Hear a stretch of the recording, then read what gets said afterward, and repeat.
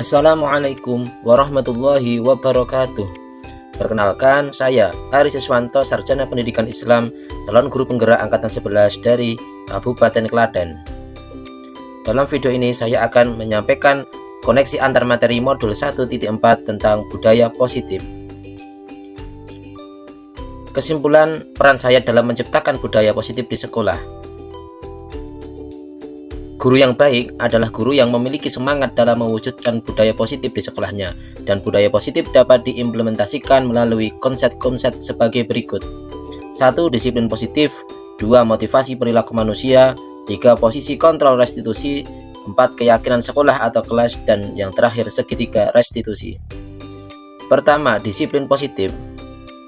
Pengertian disiplin positif ialah sebuah pendekatan yang berfokus pada kekuatan tindakan positif. Tujuan disiplin positif ialah menumbuhkan kedisiplinan yang didorong dalam diri anak tanpa hukuman dan hadiah. Jadi disiplin yang mengajarkan anak bertanggung jawab dan muncul dari kesadaran anak sendiri berdasarkan nilai-nilai kebajikan.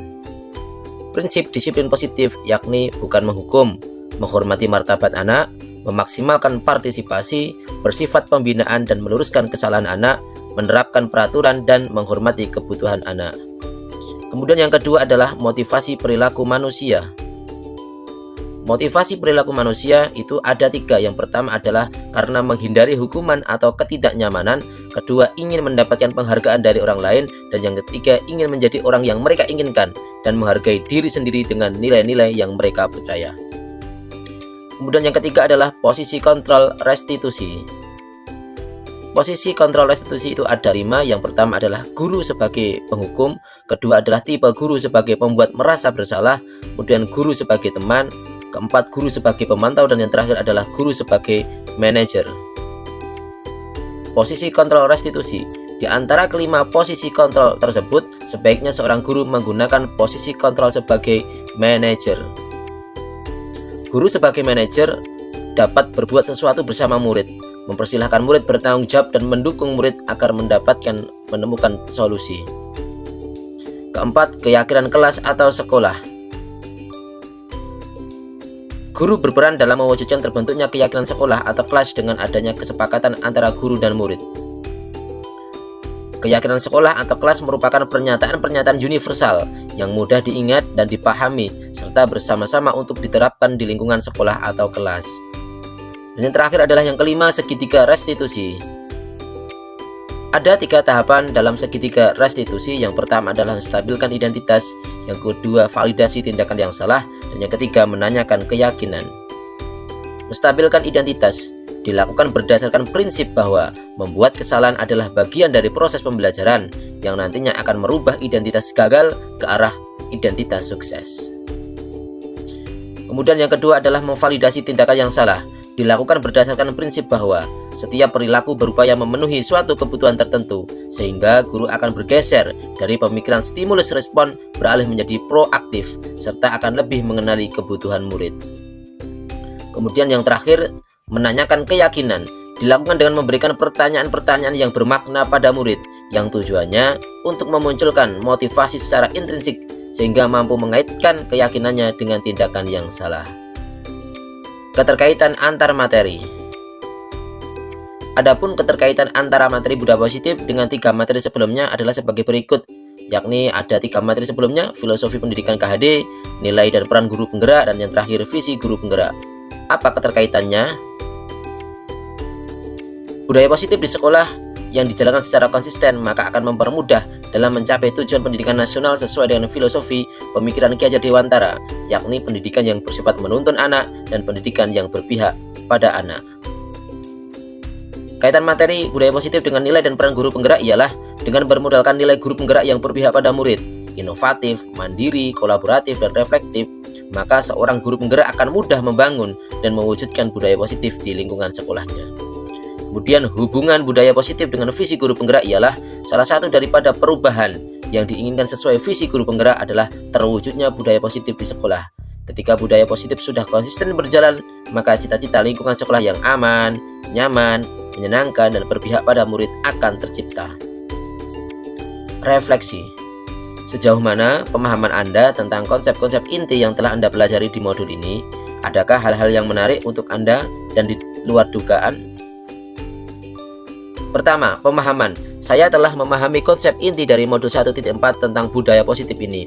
Pemahaman ini akan saya terapkan di lingkungan di mana saya bekerja, dan tentunya saya akan berbagi praktek baik dengan rekan guru yang ada di sekolahan. Hal menarik. Adapun hal yang menarik bagi saya dan di luar dugaan saya ialah adanya keterkaitan langsung antara budaya positif dengan peningkatan kesejahteraan mental, emosional, dan perubahan sikap murid. Perubahan mindset berpikir.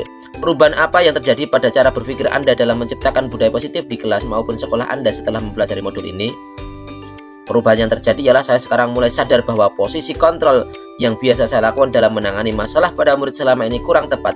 Seharusnya saya dalam menangani murid memposisikan diri sebagai manajer dan model penanganannya menggunakan pendekatan segitiga restitusi. Pengalaman. Pengalaman seperti apakah yang pernah Anda alami terkait penerapan konsep-konsep inti dalam modul budaya positif baik di lingkungan kelas maupun sekolah Anda? Pengalamannya, saya menangani murid yang terlambat masuk sekolah dan tidak memakai helm dengan menggunakan pendekatan segitiga restitusi, yaitu dengan menstabilkan identitas terlebih dahulu, kemudian memvalidasi tindakan yang salah, dan baru menanyakan keyakinan. Bagaimanakah perasaan Anda ketika mengalami hal-hal tersebut?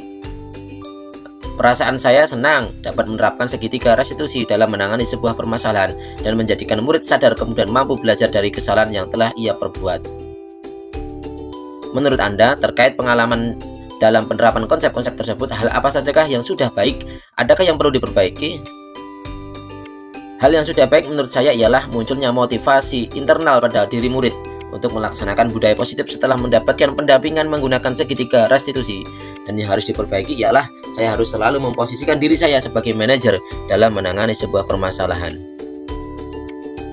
Sebelum mempelajari modul ini, ketika berinteraksi dengan murid, berdasarkan 5 posisi kontrol, posisi manakah yang paling sering Anda pakai, dan bagaimana perasaan Anda saat itu? Setelah mempelajari modul ini, posisi apa yang Anda pakai, dan bagaimana perasaan Anda? Sebelumnya, posisi kontrol saya sebagai teman dan pemantau. Pada saat itu, saya merasa seperti tidak dihargai oleh murid. Artinya, murid selalu santai dan tidak mengindahkan apa yang saya perintahkan, bahkan selalu bergantung pada gurunya. Tapi sesekali murid harus juga mendapatkan konsekuensi atau sanksi atas pelanggaran yang diperbuatnya secara berulang-ulang. Namun setelah mempelajari modul ini, saya mulai menerapkan posisi manajer dalam menangani sebuah masalah. Saya justru senang, ternyata murid itu butuh pendampingan, butuh komunikasi yang baik dengan gurunya, sehingga mereka dengan sendirinya mulai tumbuh rasa tanggung jawab. Sebelum mempelajari modul ini, pernahkah Anda menerapkan segitiga restitusi ketika menghadapi permasalahan murid Anda? Jika iya, tahap mana yang Anda praktekkan dan bagaimana Anda mempraktekannya? Saya pernah menerapkannya, namun belum sempurna. Saya hanya menggunakan satu tahapan saja, yakni menstabilkan identitas dengan memberikan pernyataan atau pertanyaan. Setiap orang pasti pernah berbuat salah, atau tidak ada manusia yang sempurna.